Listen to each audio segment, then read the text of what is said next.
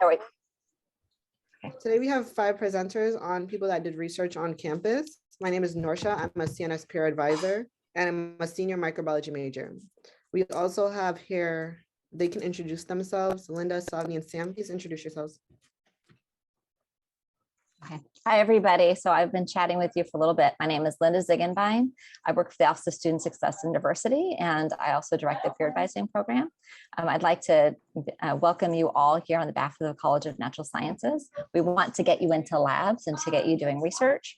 And so, yeah, welcome. Thanks for spending part of your night with us tonight. Hi, I'm Sam. I am a senior in the biochem department. And I am also a peer leader helping out tonight with this function. Hi, my name is Savni. I'm a junior biochem major. I'm a biochem psych double major, and I'm one of the peer advisors as well. And our panelists today will be Oko, Jeffrey, Megan, Yunjae, and Sally. You guys can introduce yourselves. Hi guys, my name is Oko. I'm a junior biochemistry and microbiology major, and nice to meet you guys. Hi, I'm Sally. I'm currently a senior at UMass studying astronomy and physics with a minor in economy. Yeah, I'll pass it off to the next panelist. Hi, I'm Jeffrey. I'm a senior at UMass studying microbiology and computer science. Hello, I'm Megan. I'm also a senior. I'm a psychology neuroscience track student as well as a bio major. I've been in a lab for 3 years now, and I work for the Office of Undergraduate Research Institute. So I work as a mentor there as well to help students get into research. Thank you. And Yunjae will be a little late today because of classes, so we can start without them. So does anyone have any questions for our panelists before they start to answer some questions that they're prepared with?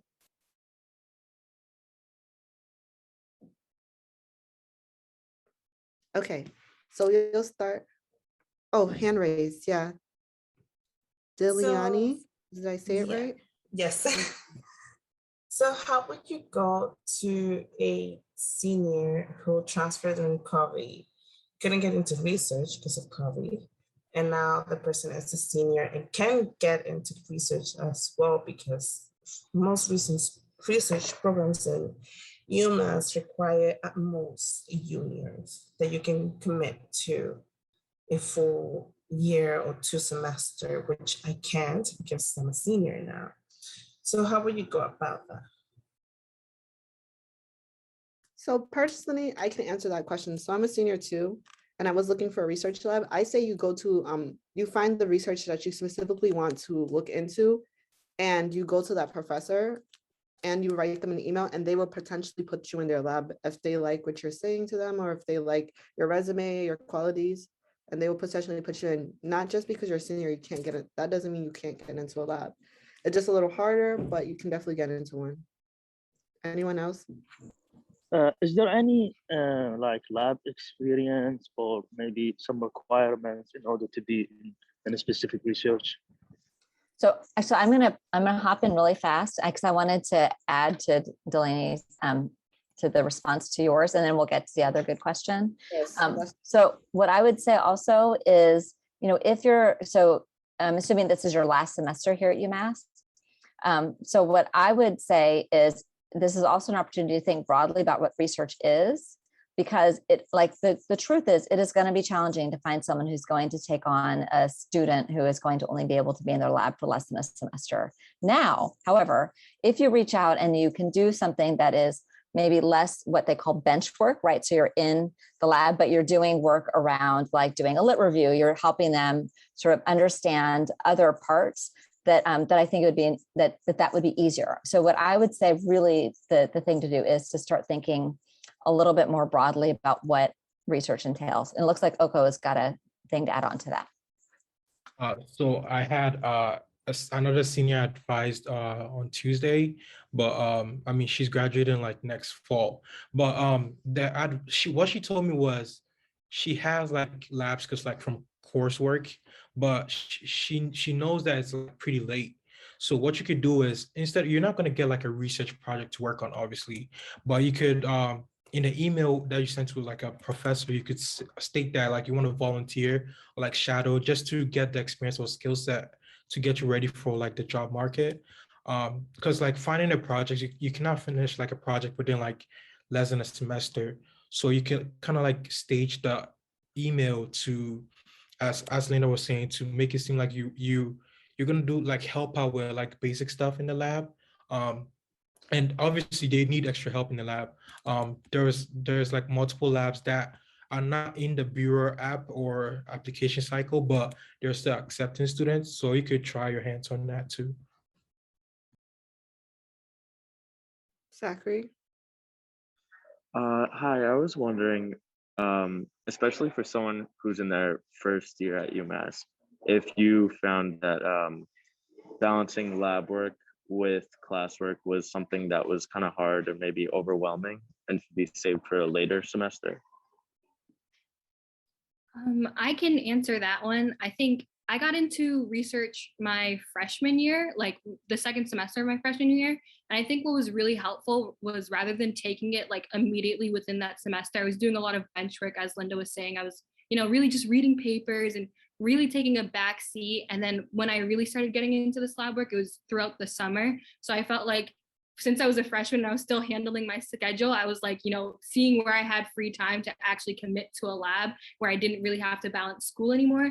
And then I was actually, doing a lot of that lab research in the summer.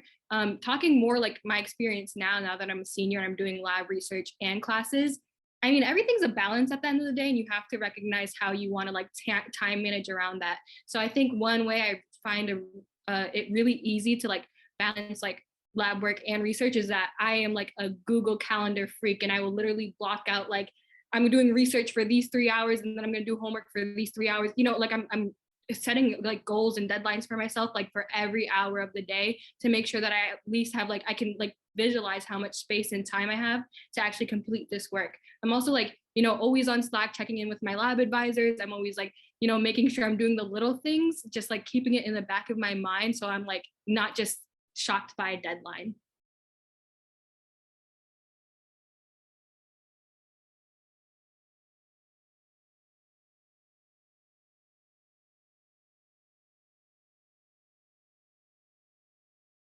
We have a question from someone in the audience. They find it hard to make a connection with professors when they're in large lectures. Do you think it's essential to make that connection to get into lab, or you can email the professor whose work you are interested in? I would say that, of course, like if you're able to meet with your professor after class or through office hours, like that's always helpful. It's great to make those kinds of connections. But I would say most of the time, you can definitely just reach out to a professor who you found on like the UMass website through their department page, and tell them like, hi, I found your research online and I find it really fascinating. Is there an opportunity for me to get involved? So no, you don't need to like know the professor beforehand before reaching out to them.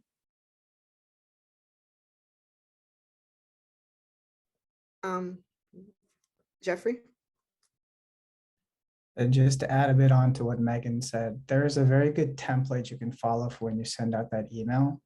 You can find it on the Biochem website, I believe, the UMass Biochem page. Oko? I was just gonna say that do both. Based on experience, when I first started applying for a lab, I think I applied to 10, and I think 3 reached back to me. Some professors are way too busy and they don't check their emails. So if it's a professor you're in your class and you're interested in their research, I would say do both. Like after class, like go to them and like, I mean, obviously not talk about only research, but you can ask a question about like what lecture was being taught, and you could like slide that conversation in that, oh, I see you're doing like research in this and that. I'm interested in. I sent an email. Can you please check to see if it went through? So I would say do both, just in case your email like doesn't get like seen by the professor, because it also gives you like an upper hand in the case where he's like, oh, I have this student in my class already, and he's already talked to me, so you can like have like a slight priority over other students who are trying to get into the lab. Sally? I'm definitely leaning more towards personal connections. I think I 110% agree with you. It's so hard to like want to connect with professors, especially, you know, if you're not that engaged in their class, or, you know, you're not really understanding the material, and like their class is a very big thing for you. And then wanting to get into research is even like even a larger task.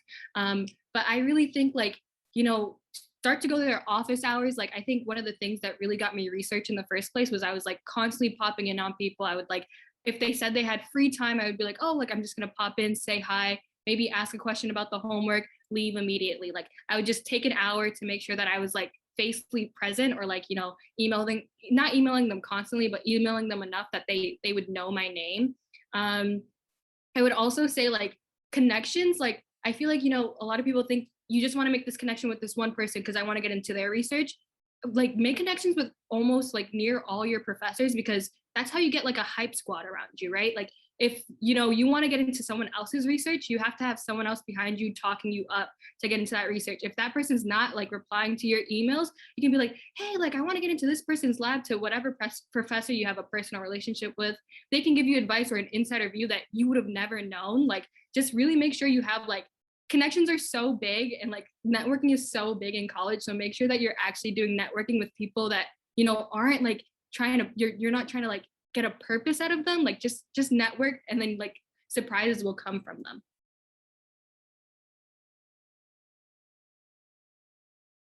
Jeffrey? I just want to say something a bit different from what most people have been saying. I actually got into my research experience simply by emailing the professor. So it's definitely possible, but I also want to reiterate what everyone here has been saying about personal connections is very powerful still. It's just when you send out an email, be sure to do some research into what the professor or what the researcher in the lab is doing, so that you can show that you are interested in actually doing what's in the lab and not just trying to get lab experience. Thank you. And Yoonjae is now here, so they can answer questions too. I also just wanted to put in a little plug for the hours office. But going off of like what you said, Jeffrey, about what to include in the email, that's something that we can help with at the hours office. So if you're unsure of how to write that email, we can help you with that. You can also send us drafts of emails, and we can give feedback to let you know if we think it sounds good or not, just so you have that confidence going into it, because having like developing that skill of kind of professionalism and corresponding with professors can be nerve-wracking to begin with. So I'm gonna let Yoonjae introduce herself, and then we'll answer Brian's question. Oh, hey guys, I'm Yoonjae. I'm currently biochemistry and BDIC expressive therapy majors. I'm currently involved in biochemistry department PAC lab, and I joined this research lab last spring and did during summer through LISI program, and then currently in the lab also. So feel free to ask me any question if you're in like biochemistry or anything regarding research. Thank you for participating today.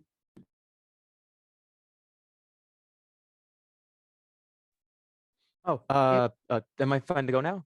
Yeah, thank you. All right. So I'm a freshman, and I was curious about how much experience you should have in your major in order to do research and stuff.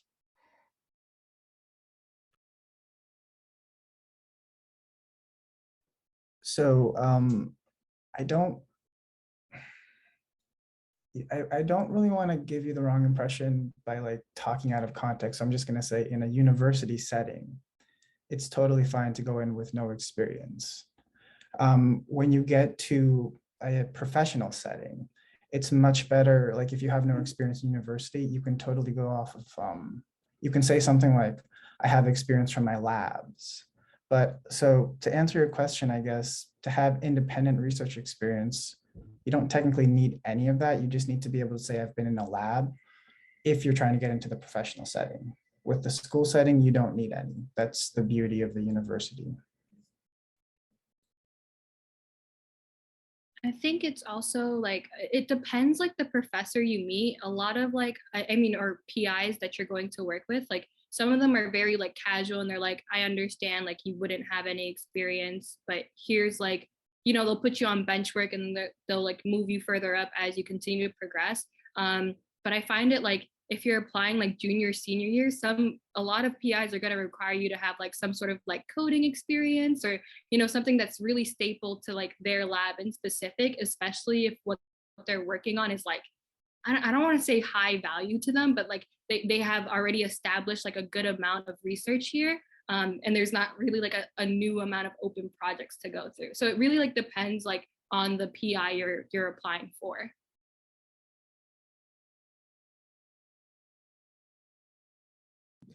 Delani? So I said that the William Lib SIT program also accepts seniors or graduating students. So I'm gonna graduate this May.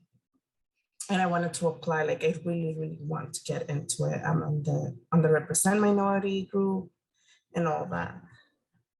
So I know people that had worked on that research program are here. So I want to ask them what their curriculum look like, what their application look like, why do you think, or what aspect of the application you think was what kept you get into that program?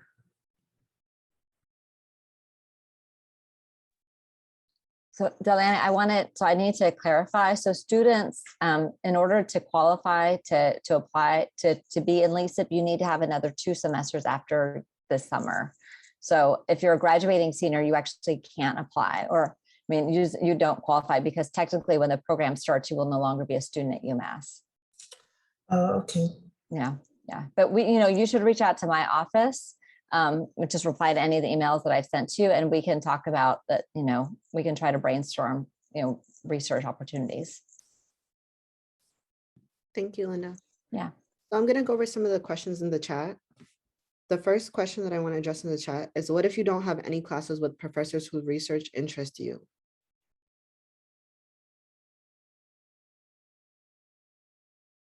I would say, like, once again, make that connection, go to office hours, talk to them occasionally. You don't know what they could like pull out of a bag for you. But like, look at Linda's emails is all else I can say. Like, Linda will literally hook you up if you're like in the loop with her, at least. Like, she will give you more research opportunities at least.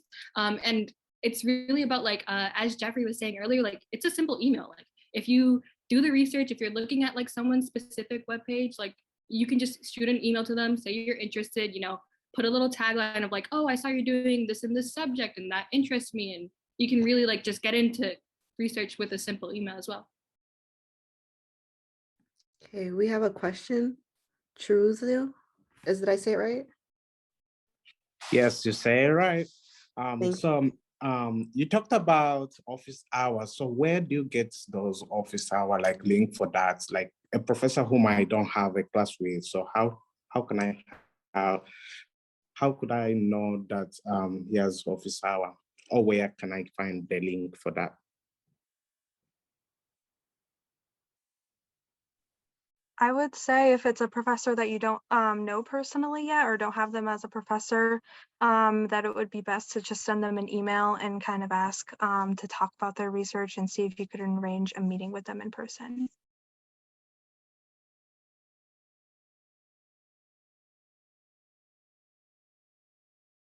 Okay, we're gonna also address another question in the chat. It's, I have an internship/research lab lined up while I'm abroad this semester. Do you think I would still be a good candidate to apply to research through BERA, even if it's only 1 to 2 semesters? I would be a senior and I don't have any experience in the USA.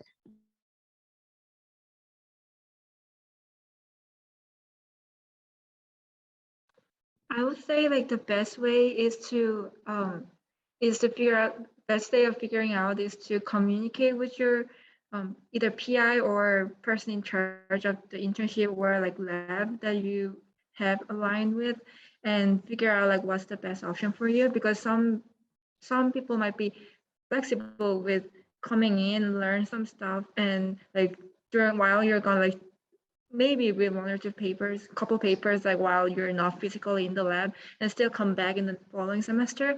Whereas like when it's like more technique based and everything, and then some people might want you to be there like the whole like sequential time.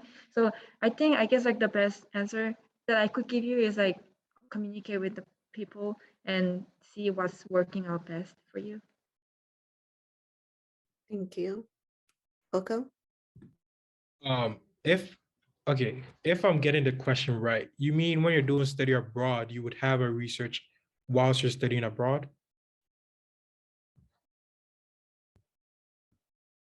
Yes, okay.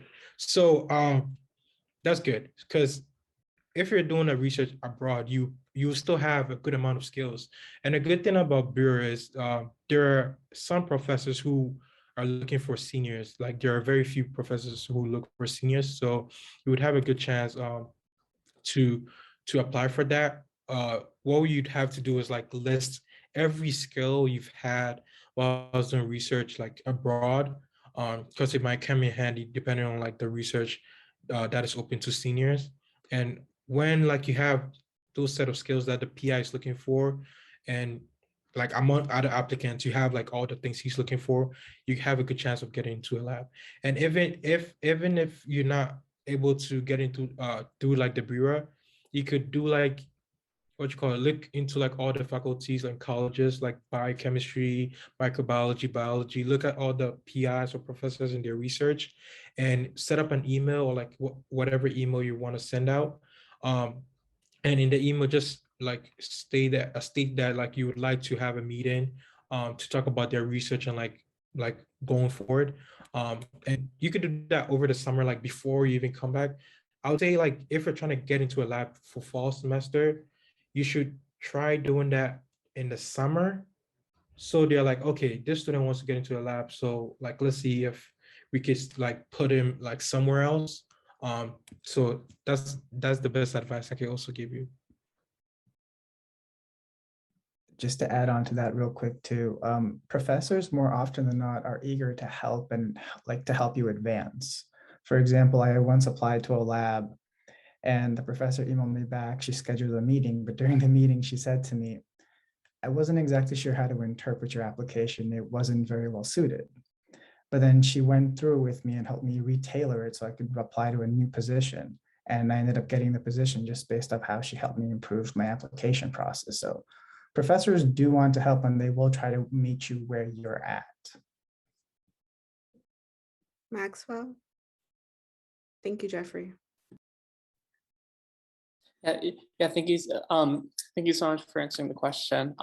To sort of go off of that, so is there a place in particular to look where professors are offering research, or is it mostly just networking and like asking a professor that you've established good relationships with in the past, or in the present as well? In my case, I did a lot of research by myself. I just like went inside a department I want to like get inside the research with, and then just like look into probably I look into every professors in there, and then like I read about their research and everything, and went inside their website and all the like those research, and then I just like found one that really couple that interest me, and then sent email. But also there's ours, which is like the research. I don't know the full names of it, but the ours office, like they do a really great job finding the research lab that really interests you. And like, so I would advise like going to their session, which is really helpful. And also I know like some people who got into their research lab through talking to their professors, like the classes they're taking, and then talk about it. And then sometimes they get into their lab because it's really interesting and they're looking for people too, or they reconnect you to other people within the department or like outside of the department too, and then direct you to. So like, yes, networking plays a big role. Like you can like reach out to them and then ask them like what's the best way to like, figure out things. And yeah, so network and hours, and then just like some research on your own, like what really interests you, and actually like, you know, going deeper into their like research websites and everything. That really works. Thank you. There Thank you. is, I think it used to be called BURA, but now they've changed it to BUA, which is Biology Undergraduate Apprenticeships. They open up, I believe, at the beginning of like, or the end of the previous semester to recruit for the beginning of the next semester. So it's since passed for this semester, but I'm thinking that towards the end of this semester, they should be recruiting for the fall. Or I think it's actually towards the end of the summer that they recruit for the fall. So there is that, and I don't think you need to be a biology major to apply to those. They just are within the biology department. If anybody's a psychology major, I know that on the psychology website, they do list research apprenticeships on that page as well, where those professors are actively like advertising for students. Besides that, it is kind of hard to know when professors are looking, and sometimes they just kind of accept on a rolling basis. And you could just get lucky if you send them an email. Thank you. Also, we're trying to figure out the distinction between a bench work lab and a wet lab.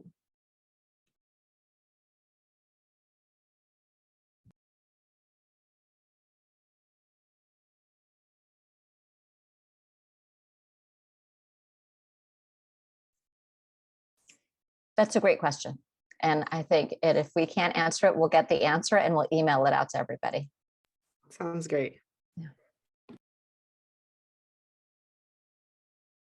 Also, there was a question about LESIP that I would like to, actually say the answer on recording so that everyone else can hear. The question was, does LESIP and other programs require research to be competitive? And what are recommendations/requirements for the application, for an application email? So Linda answered this question in the chat. She said, it does not require research for many of our students. This is their first time doing research in a lab. So this is like a starter, like it kind of gets you inside of the system so that you can be in research. You don't need any experiments. And I think like it's a great program for you to join if you are new. You can also join it like sophomore year or junior year. It's great.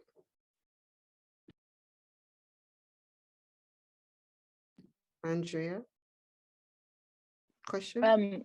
Yeah, so I'm a freshman and I'm kind of undecided for now. So I don't even know if I should do research, but I know I want to go to grad school.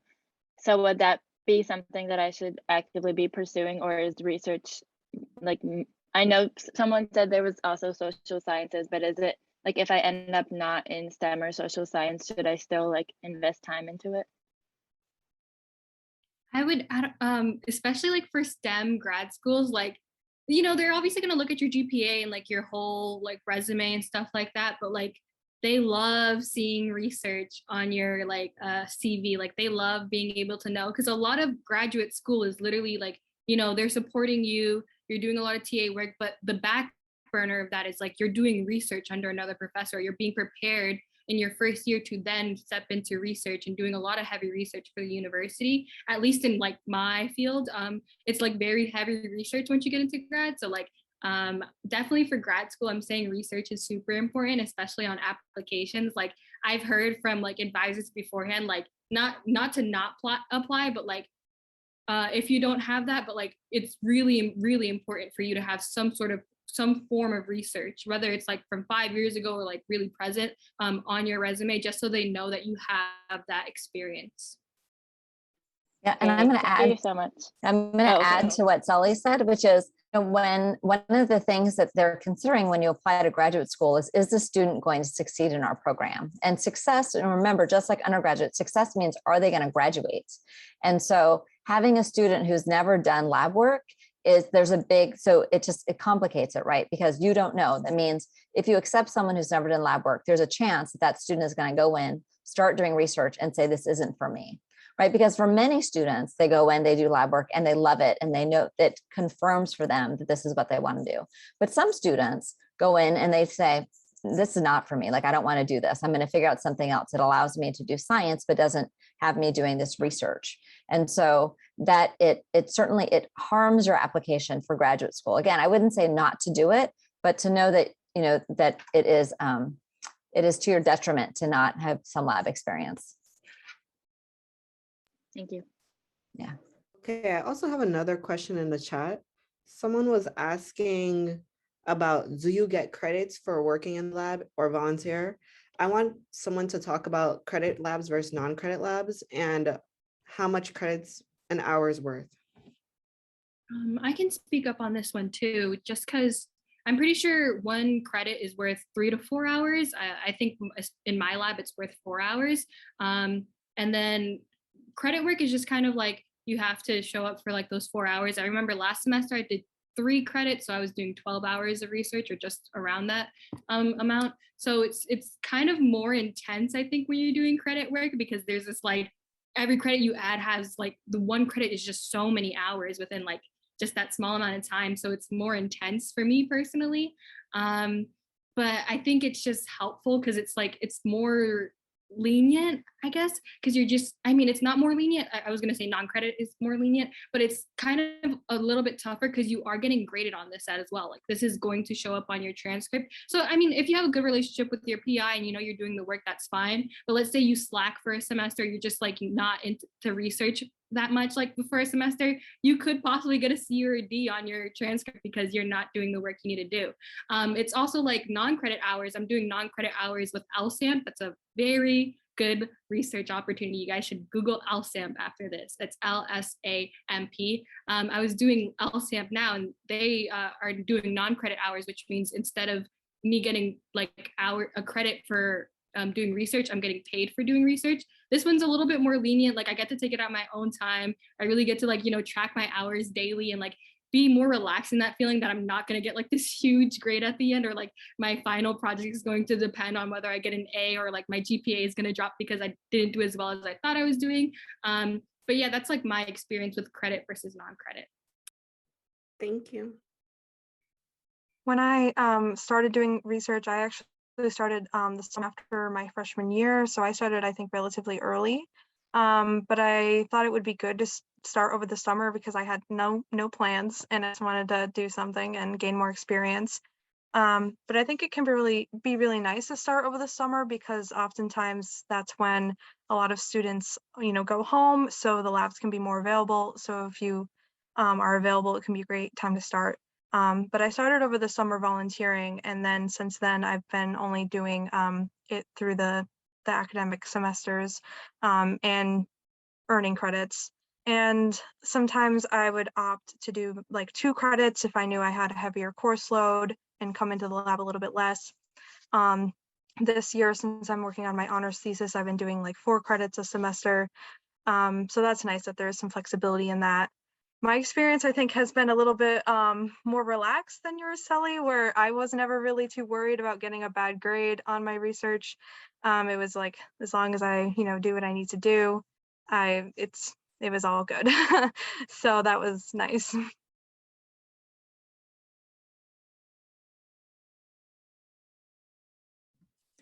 I have to head out, but good luck to everybody. I know this task can seem daunting. I promise it's you just have to keep applying, and you can only succeed if you keep doing that. I cannot guarantee that enough, but good luck to everyone. Thank you, Jeffrey. Alton, do you have a question? Yes, I do. So I wanted to continue X on what we're talking about credits and non-credit research.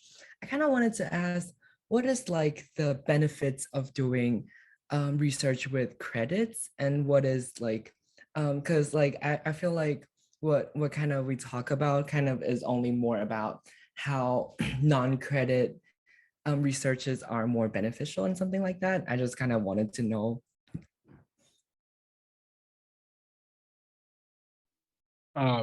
So I would say for credit, like taking or doing research for credit, you could choose to do that for credit if you need like a GPA booster. Because you get credit, and like you do all the lab research, you could get an A at like it could give you like an upper hand to boost your GPA. If you're doing it without credit, and I don't know if your PI has enough grants to pay you, then I mean financially you could get paid for it, or through the LSAMP, as Sally was saying, you could get paid for that. So it depends on you. If you want to do it to boost your GPA, sure.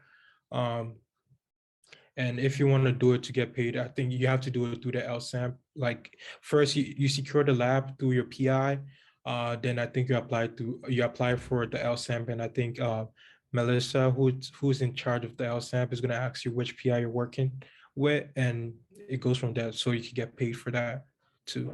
But yeah, it's all up to you.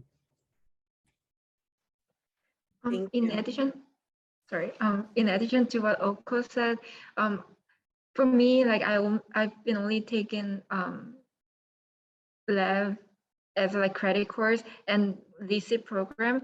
So I'm not sure about like during the semester time with the non-credits, and by non-credit like either volunteer or getting paid. And but for me, like when I get credits, at least for my lab, it's more like structured, and then that you have like the minimum hours requirements. So it makes me more like responsible in like, you know, having the time blocked out for a lab specifically, and it comes in there, and then, you know, it's treating as a like one of the course that I'm taking. So like coming in and then like, you know, do primary literatures, actually do like web bench stuff and everything, and then like, you know, having the like the time, and then get the by fact that have like, so by having the fact that having a 9 hours windows, or you can do even more than that, but having that like set time can help me to like, you know, come in more often, like be responsible about my times, and then keep on track on everything. I just wanted to add, I'm not being biased for only biochemistry majors, but if you do take it for credit, it can help you skip Biochem 426 lab, because if you're a lab course for credit, and depending on how like you enjoy it and choose to write a thesis, you can skip that lab course. And that lab course is usually like a 6-hour a week lab course. And obviously you can't do that plus being in a research lab. So when you take your research lab hours for credit, you can use that to skip that biochemistry 426 lab, just for biochemistry majors. Yeah. But I also wanted to say that sort of I think these are great reasons, you know, for the differences between, but in terms of like what's on your CV, what's on your application, the grad schools are not going to say, oh, this was accredited one and this was one for pay, and one is better than the other. It's not, it's the same, it's the experience.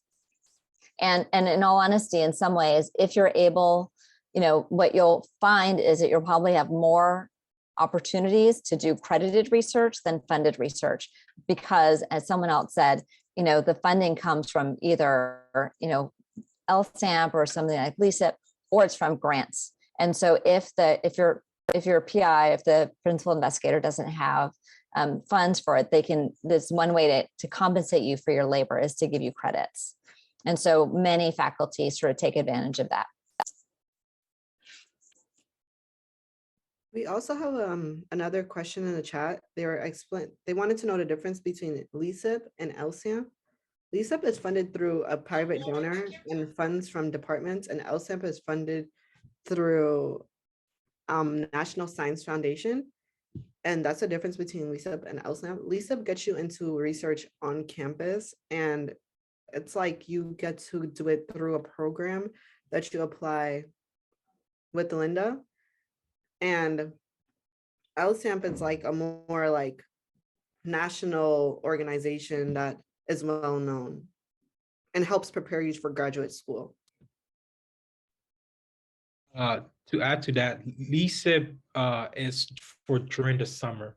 Well, the only rare case was during COVID, where like we were online and like we had to like extend it to the semester.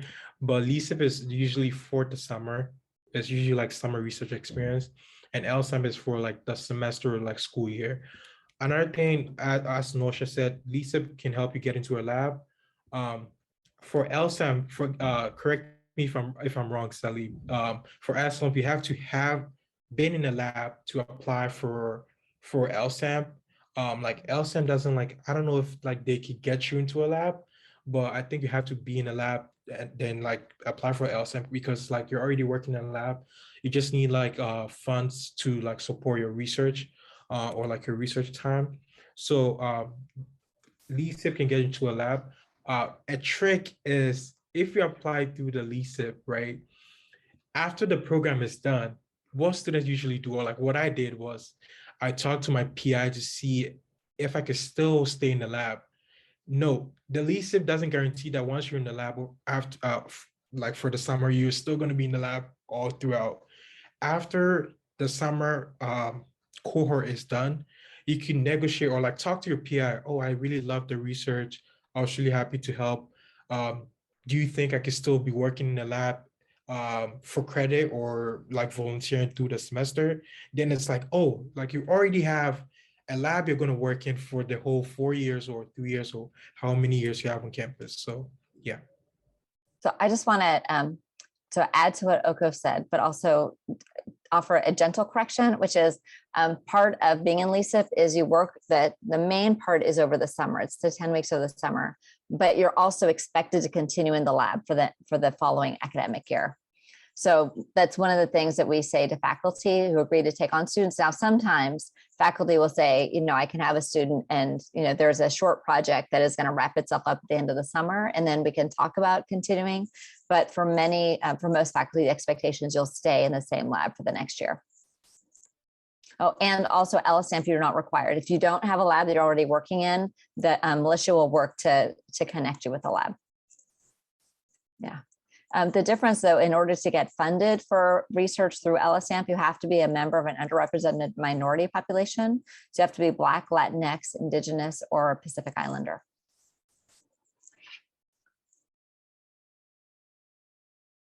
Also, I just want to mention that we have an Instagram, which is cns.student.success.diversity, and I will add it to the chat. You can follow us there for more information on research and more information on other things about campus.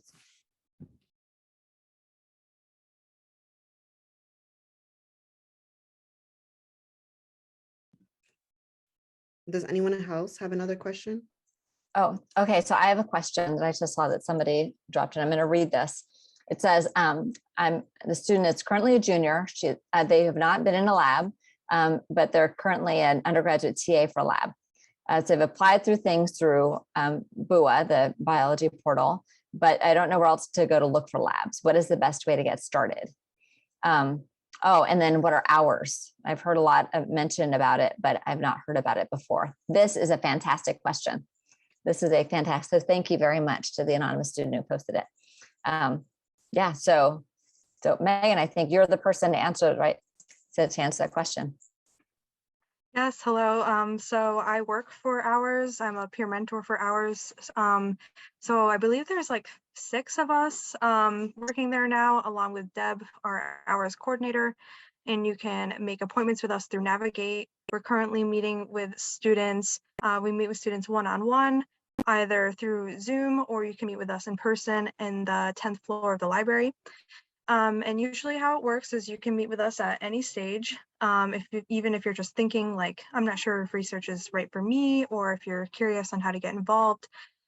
So we usually host 2 meetings. So on the first meeting, we meet with you and talk about what your interests are, and try to figure out what exactly like might be a good fit for you. I often go through, like, if you're a biology major, we'll look at the biology department together, look at some of the labs available, look at their lab websites. Sometimes the lab websites have applications on them that you can use to apply. If they don't have an application, then it's good to just send them an email. Also, when you're looking at faculty, often people with the name lecturer are not doing research. You want to look for somebody who has professor in their name. They're more likely to be doing research. So during that first meeting, we help you find these labs and to figure out what you might like.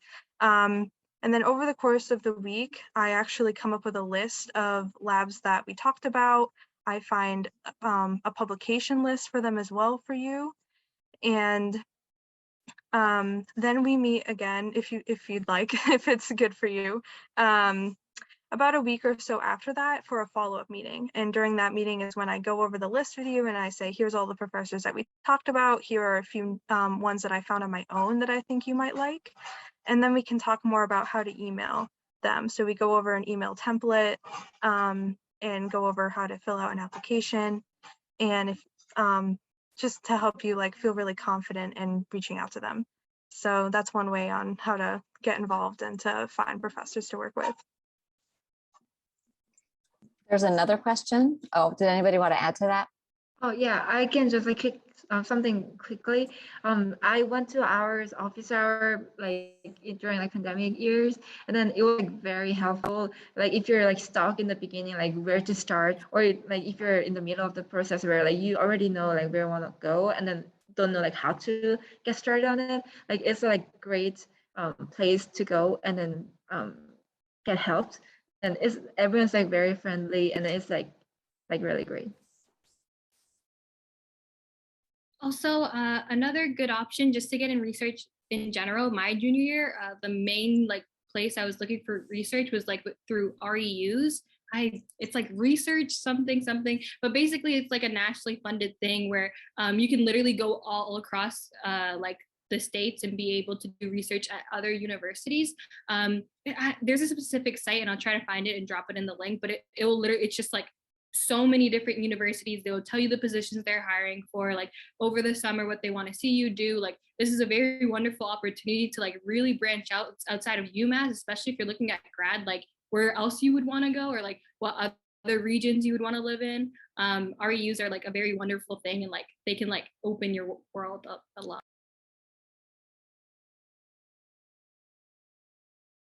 Okay, and so Sally, while you were talking, I found the website, so I dropped it in our chat. REU means Research Experience for Undergraduates, and it's funded by, well, not funded, but the National Science Foundation has a database. Thank you for reminding me of that. There was a quick question that we missed that I thought we should cover too. A student asked about, this is a math student who said, is there a different process for getting into a math lab? So I'm a math major and looking to getting involved in math research. Would the same tips and advice apply? Is there much difference between the process of getting into math research versus getting into research that's more science oriented? I'm not sure where to start with the process. I think it's always important just to start with your professors first and foremost. They'll give you the most information. Like even if they don't have a research opportunity for you, they like have been in your position before and can give you like a stepping stone. I definitely think, you know, there's different things you have to do as like a math major, as a physics major. Like a lot of my work field is like on my computer. So there's a lot of like programs you're gonna need to get familiar with. Like I would really recommend like seeing what programs a lot of math researchers use, like just with this simple Google search. I know Python is really popular now, but in general, it's like really specific like to whatever lab you're going into. Once again, like as much as I want to say like here's like a template for like how math labs usually work or how like really math heavy labs usually work, it's usually going to be varied by whatever professor you're studying under as well. Also, if you're a math major and then wanting to like get into a lab, you don't have to only look for math department labs. You can always look for different labs that that's related to your interest or what you're like really wanting to know. So yeah, definitely like look more like outside of math department as well and see if there's anything else that any other labs that interests you too. Thank you. Are there any last questions before we can? Oh, you can speak. Sorry, I was just going to add to what you said, Yoonjae, because I meet with some math majors, also computer science majors. Pretty much every lab is generating data and they need a way to make sense of that. And they need people who know how to do statistics and things.